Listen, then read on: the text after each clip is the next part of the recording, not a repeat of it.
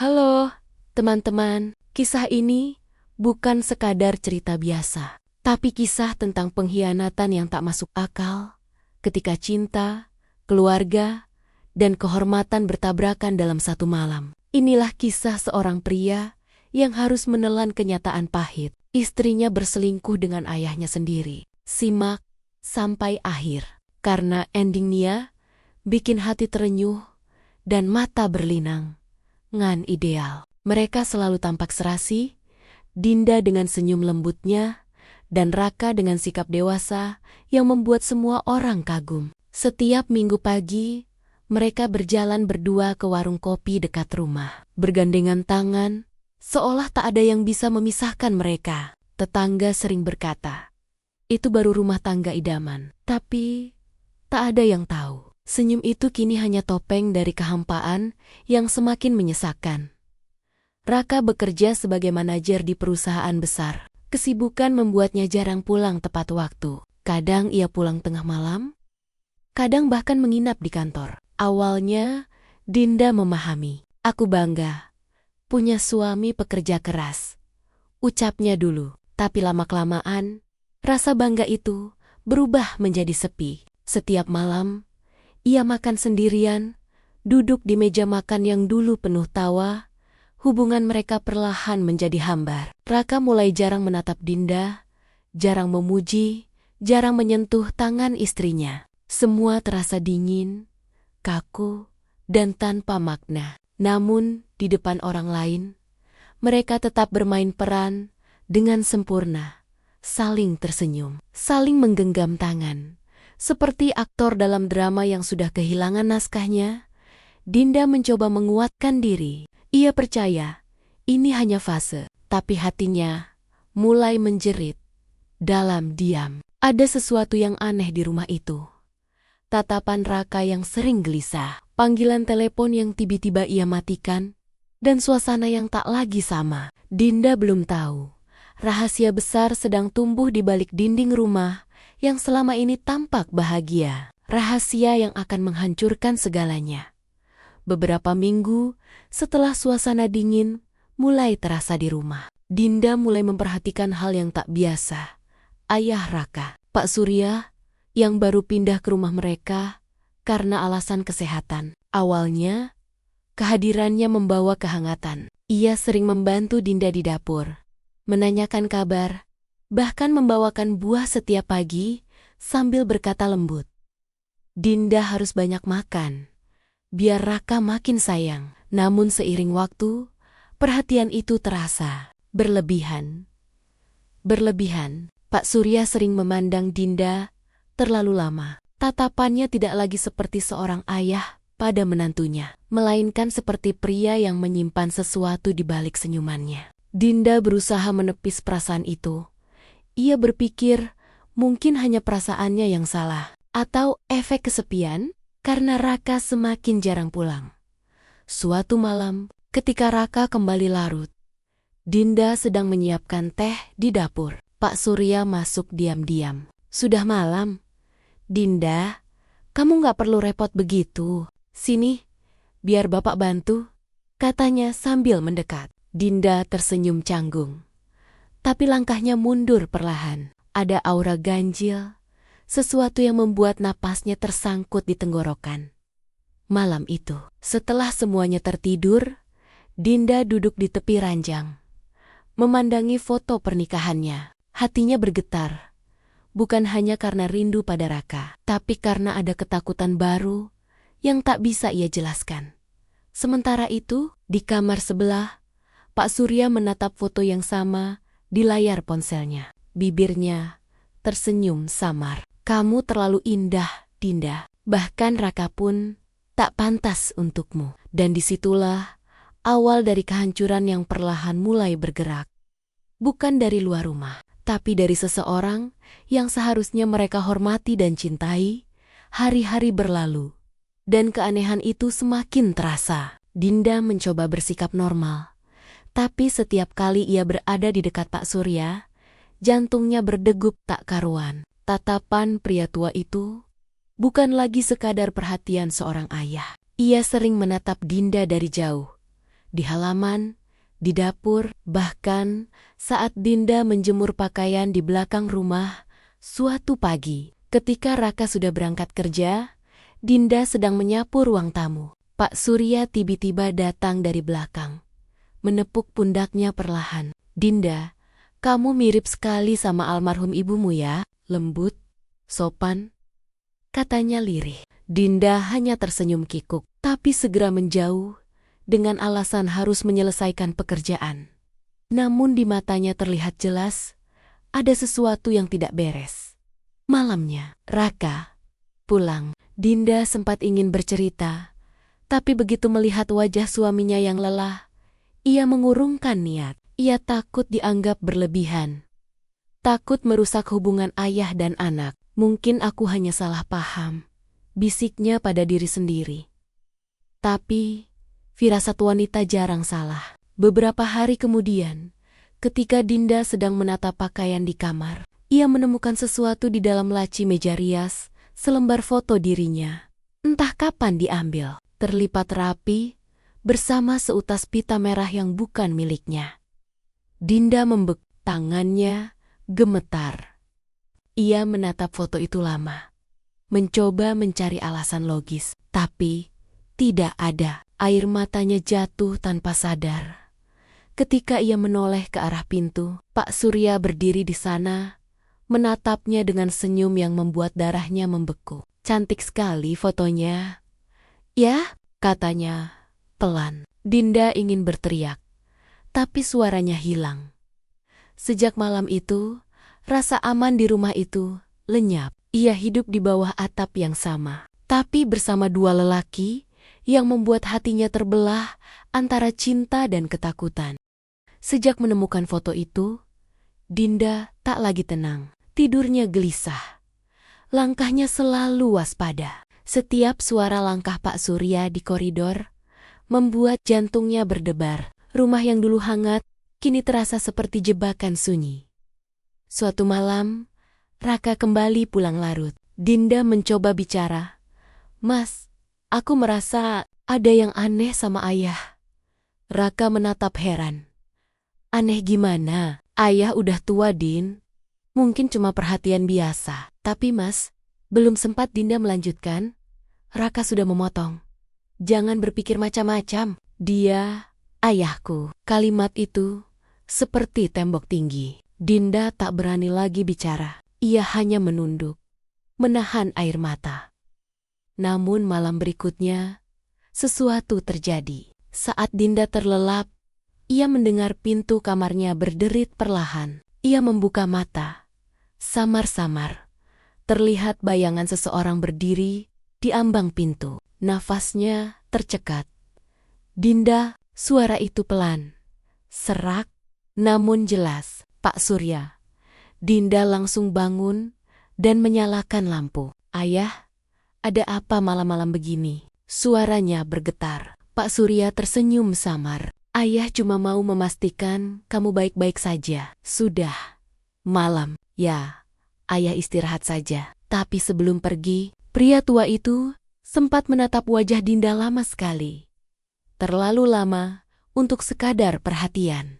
Keesokan paginya, Dinda bergegas keluar rumah lebih awal, pura-pura hendak belanja. Namun dari balik jendela, Pak Surya memperhatikannya dengan tatapan yang sulit dijelaskan. Campuran kagum, rindu, dan obsesi. Dinda kini tahu, ini bukan sekadar salah paham. Ada sesuatu yang lebih gelap, sesuatu yang bisa menghancurkan bukan hanya rumah tangganya, tapi juga kewarasannya sendiri. Hari-hari berikutnya berjalan dengan kegelisahan yang makin dalam. Dinda berusaha bersikap normal di depan Raka, tapi setiap kali bertemu pandang dengan Pak Surya, tubuhnya terasa dingin. Ada sesuatu di mata pria tua itu. Bukan kasih sayang seorang ayah mertua, tapi sesuatu yang menakutkan, memenjara. Suatu sore, Dinda sedang menjemur pakaian di halaman belakang. Angin berhembus pelan. Aroma sabun melayang di udara. Tanpa ia sadari, ada langkah perlahan mendekat dari belakang. "Capek, Din?" Suara itu membuatnya tersentak. Ia menoleh. Dan benar, Pak Surya berdiri di sana, menatapnya sambil tersenyum samar. Oh, iya ya, nggak apa-apa, cuma nyelesain ini aja. Tiba-tiba tangan Pak Surya menyentuh bahunya. Refleks, Dinda mundur 2 langkah. Ayah, ngapain? Tanyanya gugup. Pak Surya tertawa kecil. Kamu tegang banget, Dinda. Ayah cuma bercanda, tapi senyumnya bukan tawa ringan. Ada sesuatu yang mengerikan di baliknya. Dinda menelan ludah, lalu cepat-cepat masuk rumah dengan alasan mau masak. Jantungnya berdetak cepat. Ia tahu, batas mulai kabur. Ini bukan lagi perhatian, ini ancaman. Malam harinya, Raka masih lembur di kantor. Dinda duduk di kamar sambil menatap ponselnya. Ingin menelepon suaminya, tapi takut dianggap berlebihan. Ia hanya bisa berdoa, berharap Tuhan memberinya kekuatan. Dari ruang tamu, terdengar suara televisi. Pak Surya masih belum tidur. Lalu, langkah kaki itu kembali terdengar mendekat. Pelan, teratur. Dinda menatap pintu kamarnya yang perlahan bergetar karena sentuhan dari luar. Dinda, suara itu lagi. Lembut, tapi membuat bulu kuduk berdiri. Air matanya menetes. Ia tahu, jika malam ini pintu itu terbuka, segalanya tak akan sama lagi. Pintu kamar perlahan terbuka. Dinda memeluk selimutnya erat-erat. Tubuhnya gemetar. Pak Surya berdiri di ambang pintu. Hanya diterangi cahaya lampu dari lorong. Tatapannya tajam, senyumnya samar, membuat udara di kamar itu terasa mencekik. Dinda, kamu nggak tidur? Suaranya pelan, tapi menekan. Dinda mencoba tenang. Suaranya bergetar. Ayah, sebaiknya ayah kembali ke kamar. Raka, bisa pulang kapan saja. Pak Surya tertawa kecil. Raka, sibuk. Aku cuma khawatir kamu kesepian. Ia melangkah, mendekat, langkah demi langkah. Jarak di antara mereka makin menipis. Dinda ingin berteriak, tapi suaranya tercekat di tenggorokan. Ayah, tolong jangan begini. Namun, tangan kasar itu lebih cepat. Ia meraih pergelangan tangan Dinda, menahannya. Ayah cuma sayang kamu. Kamu keluarga sekarang. Dinda berusaha melepaskan diri.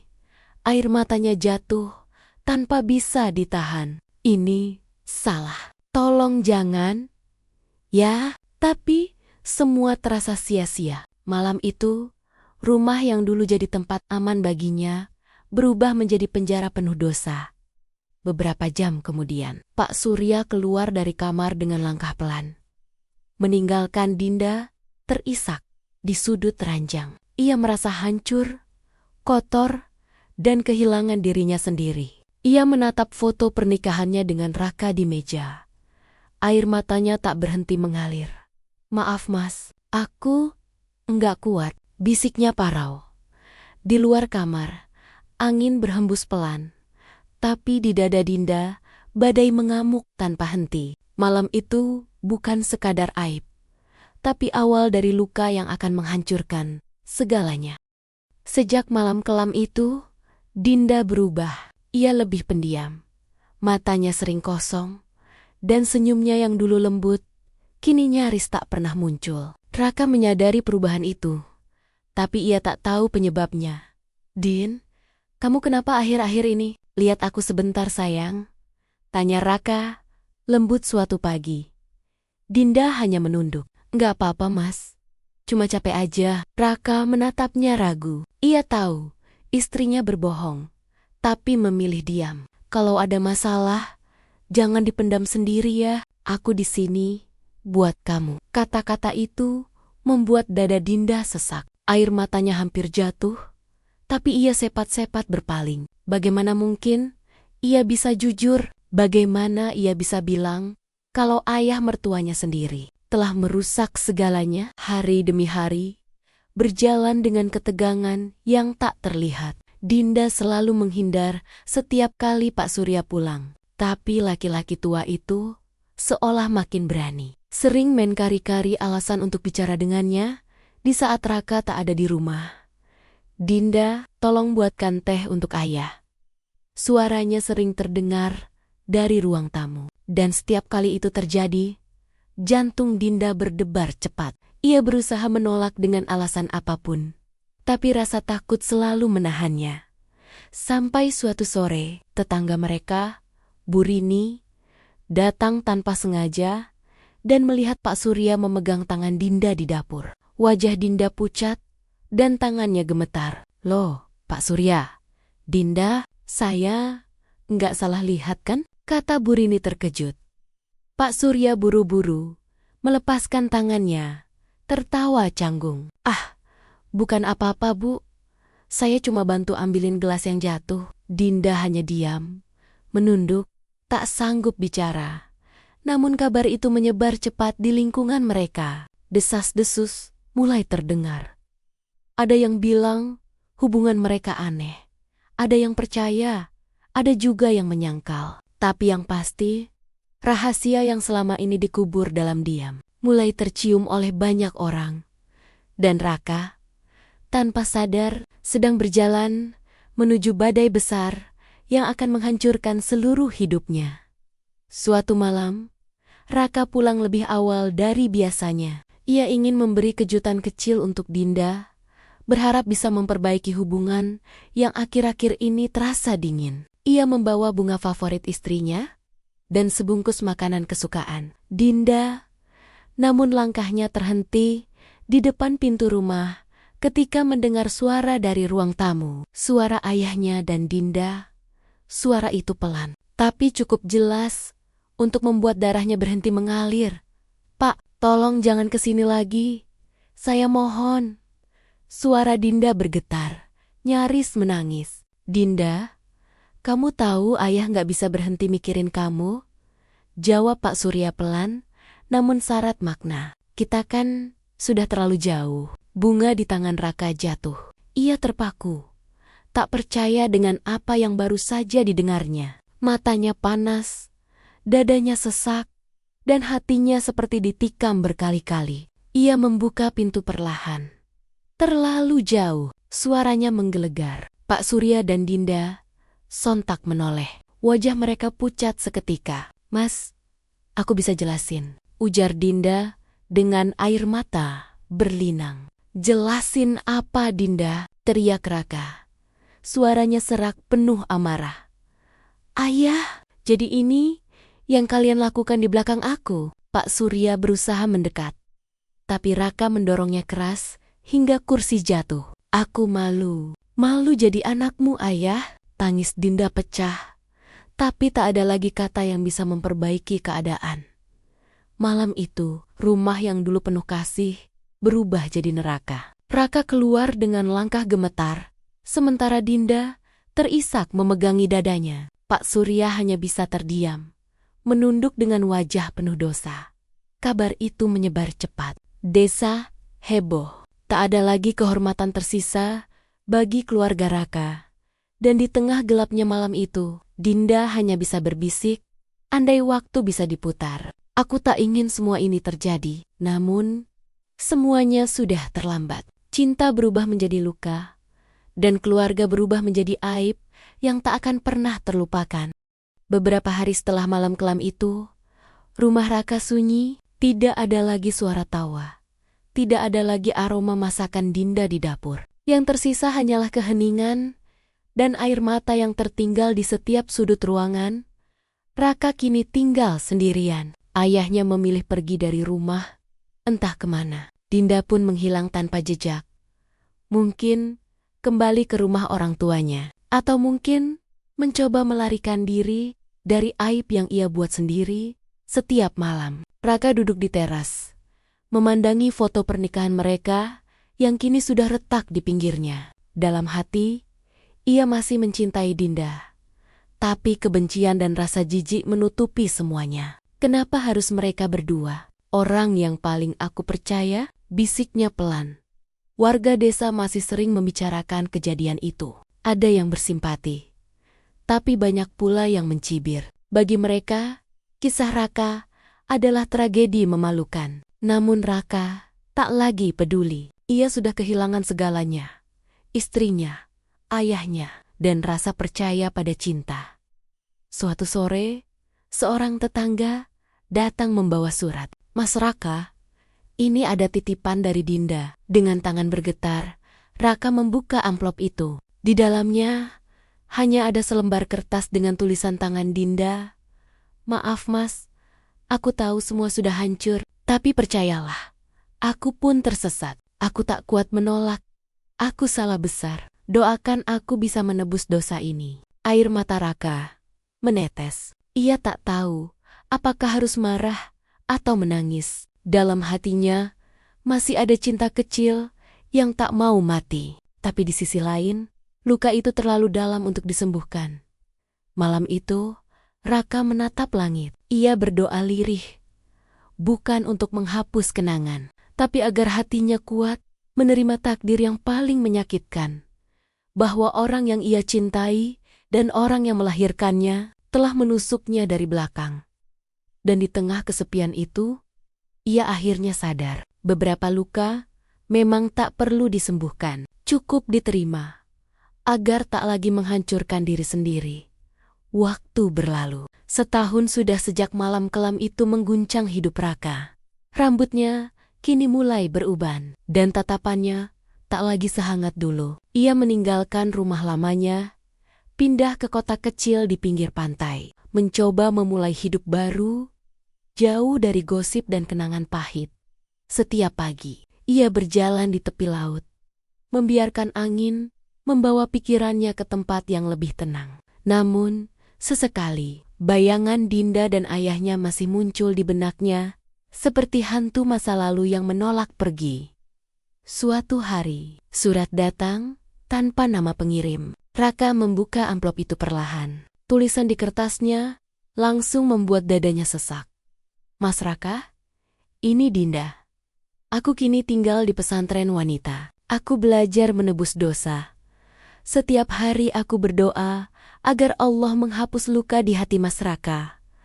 Aku tak minta maaf lagi, karena maaf saja tak cukup. Tapi jika suatu hari Mas bisa ikhlas, aku akan bersyukur selamanya." Air mata Raka menetes, menodai surat itu. Tak lama kemudian, kabar datang bahwa ayahnya, Pak Surya, meninggal dunia. Dalam surat terakhirnya, ayahnya menulis, "Nak, ayah sudah berdosa besar. Maafkan ayah yang lemah dan tergelincir. Semoga Allah memberimu kekuatan untuk tidak hidup dalam kebencian." Raka diam lama.